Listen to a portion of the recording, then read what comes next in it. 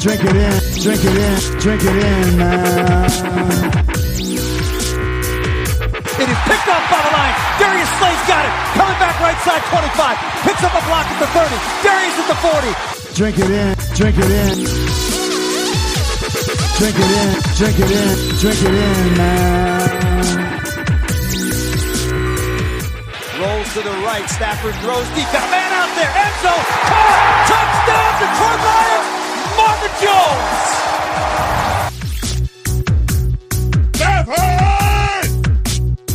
Drink it in, drink it in. Touchdown, Detroit Lions. Cornbread.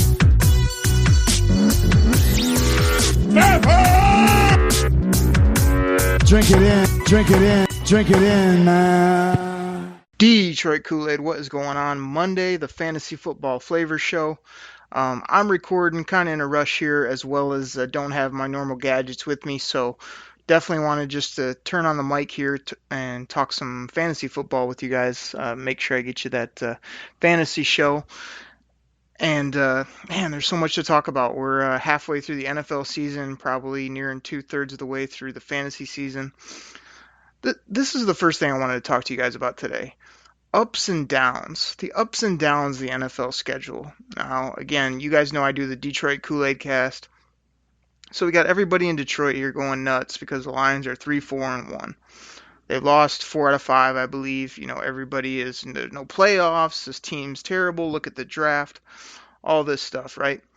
Well, my thing is, every NFL season, just like every NFL game, has ebbs and flows, ups and downs. You know, you go on a hot streak, you lose a bunch. That's why most teams end up with 8-8, 9-7 is kind of the bar. 10 wins get you in the playoffs most years. And I think the same is true with fantasy football. You know, you might start out, win 2 or 3, and then you're going to drop a few. You know, the biggest thing, and it kind of goes to my show, I think it was last week, where I talked about hanging in there with guys. You know, not just cutting bait on top elite talents or getting so frustrated with the guy that you just, you know, boot him off your team because he's doing bad. You know, I definitely subscribe to the up-down theory in the NFL, as well as, you know, it doesn't really even matter the depth of your league. Like, you just have to hang in there, not only with these injuries and with players, you know, not playing the way you hoped, but hey, you might lose a few games in a row in fantasy football. It does not mean your season's over. So to give you guys an example of that, I have like 8 main leagues that I do. These are leagues that, you know, I pretty much care about. I want to win, you know, a few throw-in leagues, like I always talk about work and other places where you don't really care. You're just doing it to do it. But my top 8 leagues, you know, let me give you a rundown of how I've done this year. I kind of charted just to see where I was at weekly. I like to sort of keep tabs on it, but again, I don't go crazy with it. So week 1, you know, out of my 8 leagues, I was 6-2. You know, definitely not bad. Got off to a good week. I remember Sammy Watkins went crazy, and that really helped me. So after week 1, I was feeling good. Week 2, 5-3, so I dropped a game. You know, probably wasn't feeling as good. Even 5-3, you know, for me, it's like, it's not really a great week, even though you're definitely above 500 and whatnot. It's kind of still feels below where I need to be. Week 3, I was 5-3 as well. Week 4, 5-3. So right now, you know, even though every week I'd love to go 8-0, you know, it's really an impossibility, especially when you're in so many leagues. You got players playing against each other. You've got all this craziness going on across all your different platforms and leagues. So it's very rare that you're going to go 8-0 or 7-1. So the first 4 weeks, basically 5-3 with 1 6-2 week, I feel pretty good about that, you know, overall. That's kind of like, you know, I probably hadn't had many injuries at that point. I was kind of rolling along, probably putting in some good lineups, you know, whatever it takes to get W's. Then I come to week 5 and I got a real tough week. I go 3-4-1, you know, really flip the script there, where you know, I got a tie in there, as well as just not even being 500 and below 500. So right then, you know, you could be saying, oh, here it goes. You know, my team is going to just fall apart. You know, there's a certain person on the Koolaid Cast that likes to do that. But you know, I don't do that. I kind of would look at those first 4 weeks and say, like, hey, you still got good teams across the board. You know, you got to manage these injuries and sort of figure out what you're doing. I might even had some bye weeks there in week 5. But 3-4-1 is not good. Week 6, I came in 6-2 again. So I jumped up to where I was in week 1. So went from 3-4-1, could have been down in the dumps, could have been thinking I'm gonna go on a losing streak. I bounce right back and get 6-2. Uh, Feeling good again, like man, that was just about as good as week 1. Like probably had some people just absolutely drop bombs. I know I was giving Hughes crap because he had called out Stefan Diggs, and I think weeks 4 through 6 he blew up, and had those huge weeks, 120 plus and a touch most of those weeks. And who else has been doing well for me in those weeks? I've mostly been like Stefan Diggs helped me win a few weeks. Brandon Cooks had a week in there where he helped me. Zeke Elliott's really been helping me in a couple leagues. Just once he got up and rolling, he's been pretty solid almost every week with a hundy and a touchdown. That always helps me in my leagues where we have bonuses at 100 yards and you got to get in the end zone and get those touchdowns. So 6-2, feeling good. Again, week 6 that's probably the quarter pole or kind of moving towards halfway through the fantasy season. Then in week 7, I get knocked back down. I get knocked down hard. 2-6 out of my 8 leagues. Really, I only won 2 of my leagues out of 8. Oh my goodness, that's embarrassing. That's terrible. But it is what it is, right? So I'm trying to say, well, a couple weeks ago I was bad, and then I bounced right back. Well, I sure didn't in week 8 when I went 3-5. 3-5 again, not acceptable. Pretty tough. Now, this is, like I say, towards the back stretch of the fantasy season. If you're in a lot of leagues, you got to sort of, be on top of those waivers, adjustments. It is not hard, not easy, I should say, to manage 8 leagues. You're trying to be on top of it, but again, this isn't my life. I'm just trying to have fun with football and be competitive with buddies and friends and people at work and whatnot. So,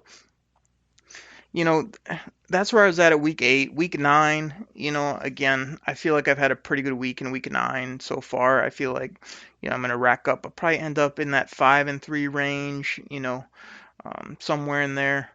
And there's a few leagues I really need the W's. This is where I'm really starting to narrow my focus and say, like, you can already see I was up, then I was down, then I was up, and then I was down. And now I'm down. I need to start coming back up in some of these leagues because it's getting close to playoff time, and there's probably 3 or 4 out of the 8 that I got circled in red pen where I need W's. I need to get it together. I need to make some acquisitions, whatever it takes to sort of get in the playoffs. Maybe a couple of leagues, you win the league. If you win the league in the regular season, that's always a great thing, not only for bragging rights, but for other reasons. So I'm trying to do that for sure. And probably got about 3. We usually end around week 12. 13 is when you're getting in the playoffs. So another 3-4 weeks, at max, and I got to make this push. So I feel pretty good about this week. Big one on Monday Night Football, which I'll talk about at the end of the show here.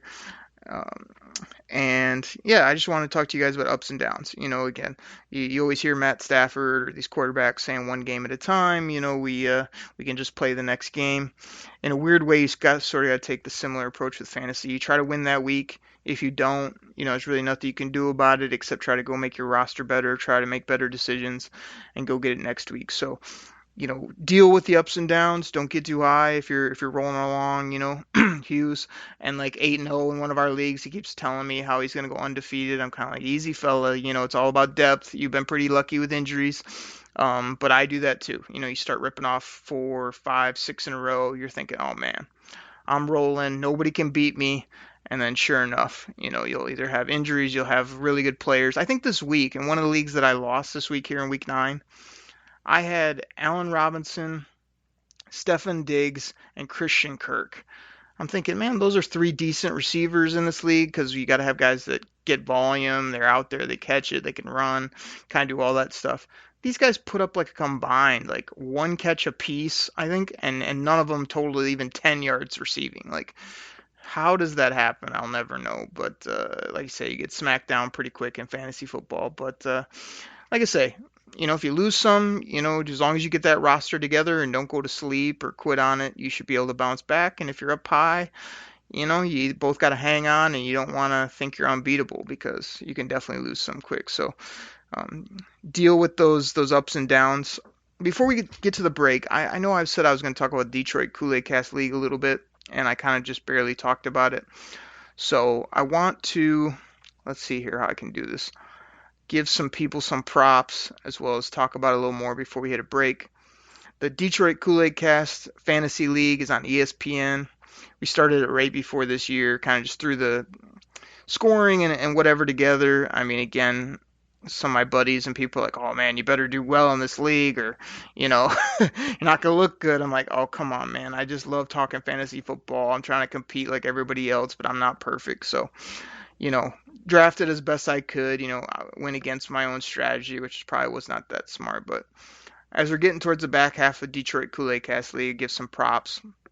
So it hurts my soul. It really does.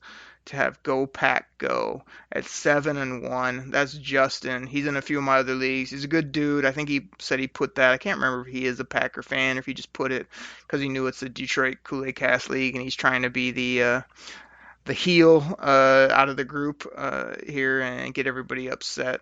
But he's up at the top of my division. We got the AB Couch Coach. That's Aaron, real good dude on Twitter. Always fun to talk football with him, and good guy. He's giving me crap about beating me. He did beat me when we went head up. I did have a million bye weeks, but I really can't say too many excuses because my team is either hurt or just playing terrible, and I'm pretty embarrassed by it. The third team in my division, so those guys are both 7-1 that I just mentioned. The next one down, Haha, is at 5-3. Haha is Arthur, another good guy on Twitter, knows his football, knows what he's doing. He's putting together a pretty decent year, 5-3. Definitely a drop off from those first two teams to Haha and then Team Conrad. Again, Big Hughes' favorite caller on the Detroit Koolaid Cast, Conrad from Huntsville. He's at 5-3 as well. And there's another team and me stuck there at 4-4, which again, like I say, I'm really embarrassed by 4-4, and I'm getting totally beat down this week, so that's going to end up 4-5, I believe. So not looking good for the fantasy football flavor team on the Detroit Koolaid Cast Fantasy League. The other side of the divisions, again, this is a 20-team league, super deep rosters, so you can't mess around. You can't have a thin team. There's nobody on the waiver wires to help you too much. So I'm happy to say the Detroit Lions team name leads the other division at 7-1. Give him a shout out by his name here. That's Jamie, Gamy. So good work there, my friend. We've got the DKC Q Master, which everybody knows. That's Frank Ribble, the guy that I've been coaching up in fantasy football. I told him you got to work that Q when you're drafting. You got to be on top of things. He's always sending me questions, this, that, and the other. I try to keep up with him, but he's much more on Twitter more often than me. I try to give him some tips. Don't overthink it, Frank. Trade Frank and get those 3 for 1. Frank, don't trade your studs. What are you thinking? And then, he either listens to me or he doesn't. But he's doing well also, 6-2. We've got Indianapolis Quick here. They're at 5-3. Let me get the name on that one. Indianapolis, who do we got here? Just give me a moment. I want to give him a shout out here on the show. This is Jared. Jared, another real good guy on Twitter, a guy that always has a strong take. Me and him go back and forth sometimes if we don't agree. He's trying to justify his opinion on a player or on something going on with the Lions, or I'm going back at him. Always in good fun, always in good spirits, but two guys that love football and love to try to win the argument, I would say. But Jared's doing well, third place there, 5-3, so shout out to him. And everybody else is kind of bunched up there in the middle. We got 3 teams at 4-4. So those are the those are the standings heading into the week.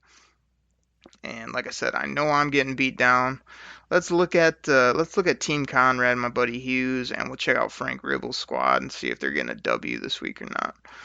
Go over here to the scoreboard. Go down, see what we got. We got Team Conrad going against AB Couch Coach. That's a heck of a matchup. Big Eastern Division matchup. And, that's going to be AB Couch Coach. Team Conrad's going to take an L. He's got one guy left. The other guy's got one guy, but Aaron's projected at 103. Team Conrad not even creeping over 90 on the projections for ESPN. So that's going to be an L for the Big Hughes, and I try to root for the guy. Me and him always say we want to meet in the finals of every league that we do, but it does bring me a little joy when he takes L's. I gotta admit it. Let's see here. We got the DKCQ Master. That's Frank. Oh, Frank Ribble in another dogfight. He's got one player. The other guy's got nobody. So all he needs is 5 points from that player that he's got going. And but it only has him projected to go up to 98, and the other team has 96.5. I'm intrigued now. Let's see who he's got going. See if he can get this Dubski. So Ribble is playing again. This is a deep league, mind you, and Ribble's the guy that just takes the guy who did good the week before and wants to run him out there thinking he's going to do well again. So he's still living off that Darius Slayton 2 catches that he had at Ford Field there. He's got Darius Slayton tonight on Monday Night Football against the Dallas Cowboys. So we'll see how that works out. I mean, like you say, he needs probably a handful of points there. I don't know. I don't know if you're going to get it. I'm not a huge Darius Slayton fan. I know he had some buzz in the draft, but I wouldn't be hanging my hat on him. But again, it's such a deep league. He's probably doing all he can to manage some bye weeks and get by there. But I don't know, Ribble. I think you'll probably squeak it out, and then you'll talk smack on Twitter about it. But it's going to be close. And always fun to look at the top scores. So the Q Masters here got 24 biggies out of Matthew Stafford, which is always great to see.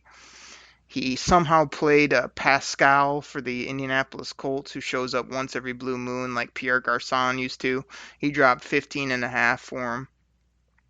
And you've got Big Mike Williams finally decided to show up a little bit too with 12.5. And Ribble hanging in there with Mike Evans going off for 30 again. Mike Evans always puts up some huge stat lines. So wanted to give the people some pub on the DKC, fantasy league. I know if you're not in this league, you're probably halfway tuning out on me, but it's a fun league we do here for the podcast, and I love getting to know you guys. I love joking around. At times I get kind of inundated with all the different leagues. As I said, 8 big leagues that I'm doing, but definitely trying to keep up, and my team's sort of in the tank, but I try to put a good roster out every week and see what happens. So, good stuff there. Everybody keep it up. We'll tweak this league. We'll make it better next year. We hope most people, if not all, come back. And we'd also love to get more listeners involved too, either on this or calling into the Koolaid Cast Listener Line. We love it when you do that. You can also text into that line. What is the number? Grifka usually does the number for me. 989-272-3484 if you want to send us something about the Lions, fantasy football, or call in and rant and rave and make us laugh. You could do that. And on Twitter, I'm at Derek Okrie, DEREK OKRIE. So hit me up there. Let's take a quick break. I'm going to come back, and I want to tell you guys about Monday Night Football. We'll talk a little bit about the game tonight, and if you got a few guys going or if you're on the fringe, try to help you there, as well as my Monday Night Football strategies that I have that I bet nobody pays attention to, but these are things I actually try to do to tweak my leagues, tweak my rosters, and try to help me not only on Monday Night Football, but that next week after. So I'll tell you a little bit about that. And we'll take a quick peek at my Detroit Lions, which is a super deep 32-team, 53-man roster where it's built just like the NFL. I'll tell you where my Detroit Lions are at in regards to roster and how I'm doing in that league. So everybody, we'll take a quick break. We'll be right back. Sergeant and Mr. Smith, you're going to love this house. Bunk beds in a closet? There's no field manual for finding the right home. But when you do, USAA Homeowners Insurance can help protect it the right way. Restrictions apply. If you went on a road trip and you didn't stop for a Big Mac or drop a crispy fry between the car seats or use your McDonald's bag as a placemat, then that wasn't a road trip. It was just a really long drive. Ba-da-ba-ba-ba. At participating McDonald's. All right, everybody, back in the house. Thank you for listening and supporting our sponsors. Now, before the break, I told you I want to talk about Monday Night Football. Now, there's nothing more nerve-wracking, nothing more difficult than, you've got a guy going on Monday night, the other guy's got a Monday Night Football player, the score is close, you're sitting there knowing that it all comes down to if your guy shows up or not. And I've got that situation tonight in a big league that I do. So I got Saquon, the other guy's got Zeke. who else? I think, and he's got a defensive player. So he's got 2, I got 1, but basically it's Zeke head up versus Saquon. So, not too much you can do in that situation. The chips are on the table.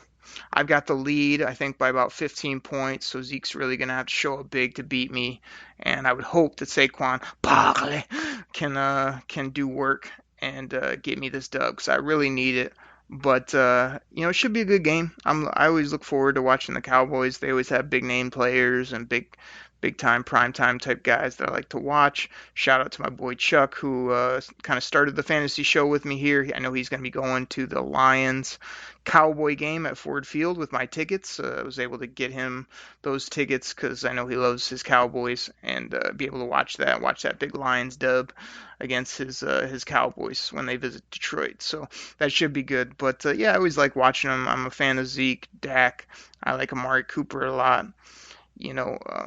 They're just always an interesting team to watch. Michael Gallup's a guy I really liked in the draft process. I think he's coming into his own for sure. So that should be interesting. Saquon Barkley is a guy that, he's on such a terrible team, but he's got everything you could ever want in a running back. He's got incredible character. I just was super happy to add him where I could, coming out as a rookie. He's pretty much impossible to get his hands on now if you don't have him on any of your teams.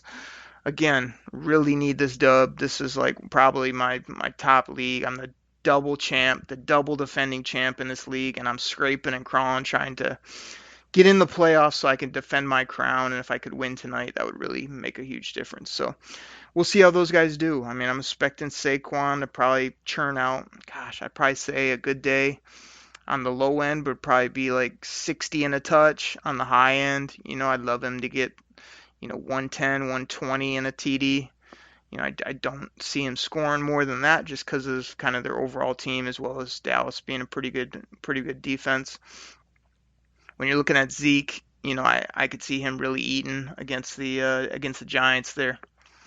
I think that Dak, is due for a good game. The whole up-down, he's really been was really doing incredible in the beginning of the year, and now he's really sort of taking a step back and falling off. So I could see Dak blowing up tonight with, throwing the deep ball, accurate, running the football. That's why I really like him as a quarterback, because he can get you those rushing touchdowns. He can get you, rushing yards on the ground, as well as, when he's really on, he chucks it, and they dial up some of those plays. He's a top level quarterback, when he really has it going. So I'm curious to see what he does tonight. I have him in a league or two, so be watching him as well.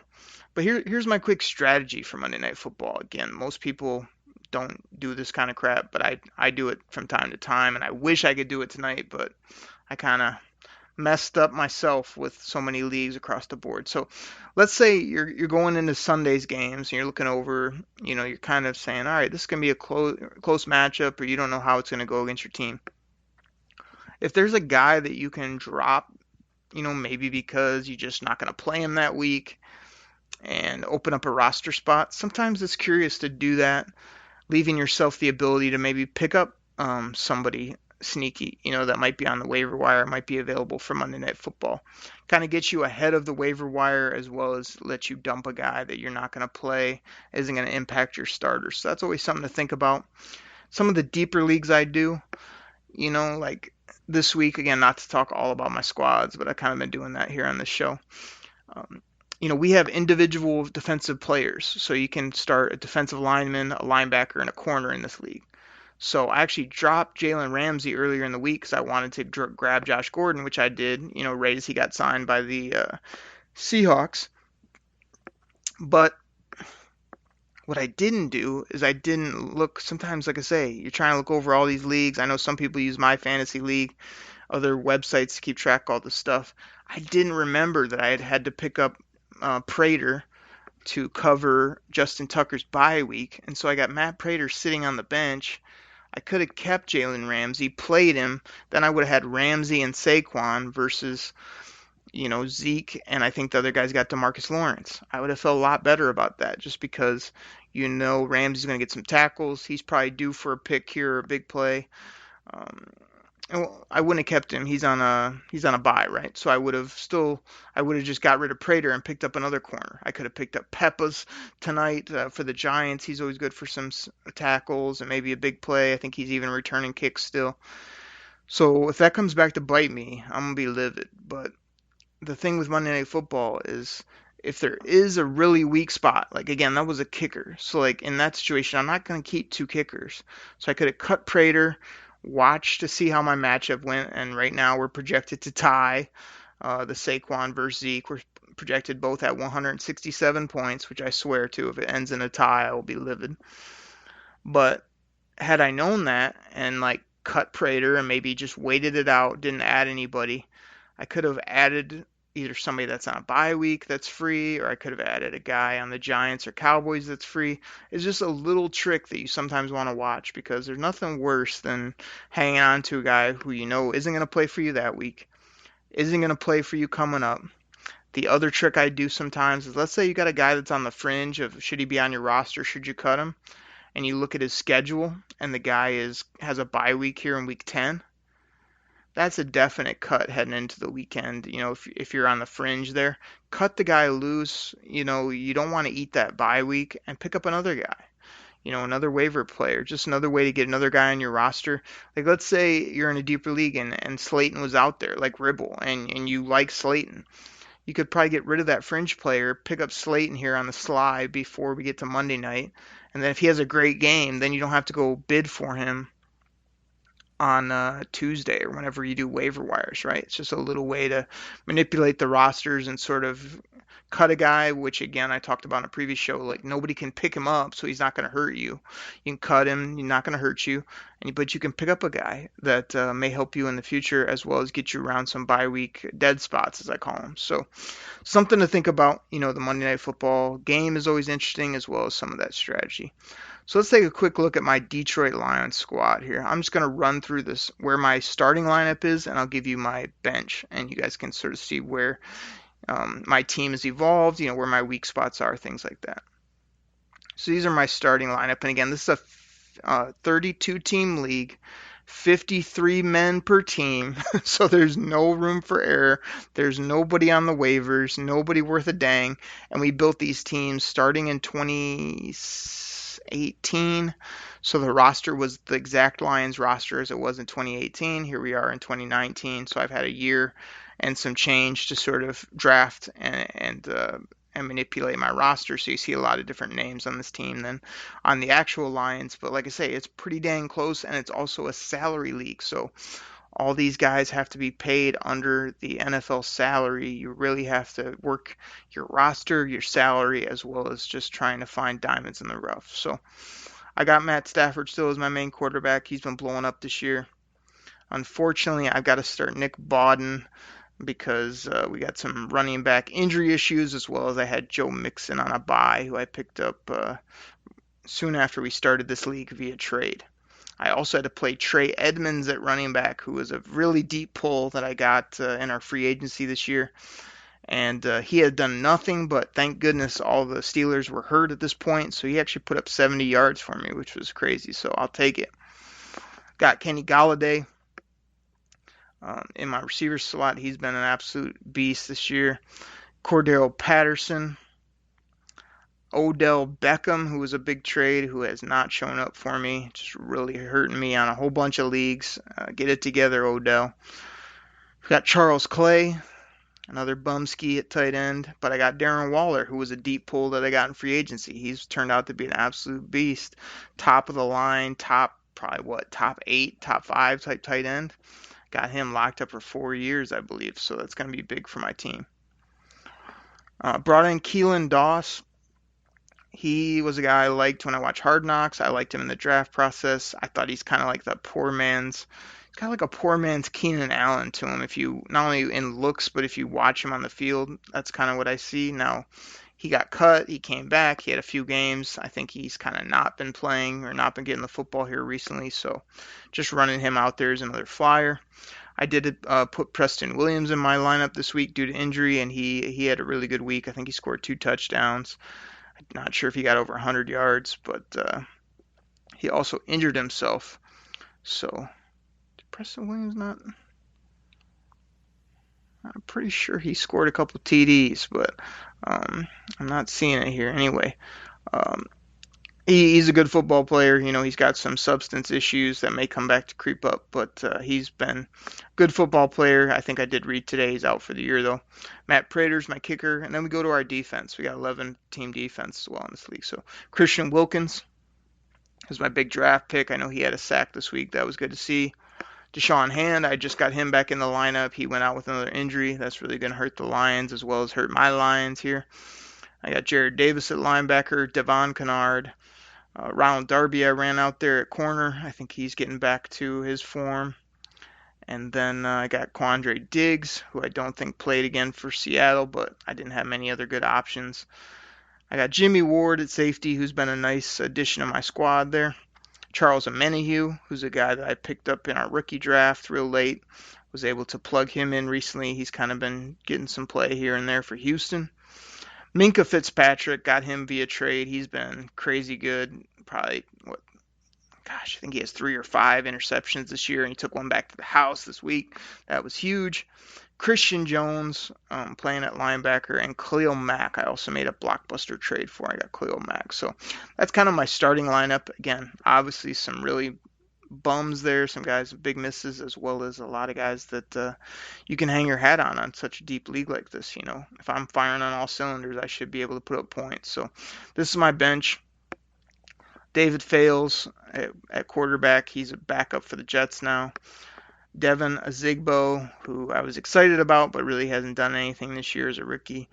Alex Collins, I just picked up as a total flyer. I heard he's recovered from his leg injury in the league. I think either reinstated him or just put him on some type of probation. So, again, this league, you're just digging for anything at running back. So I just grabbed him in case.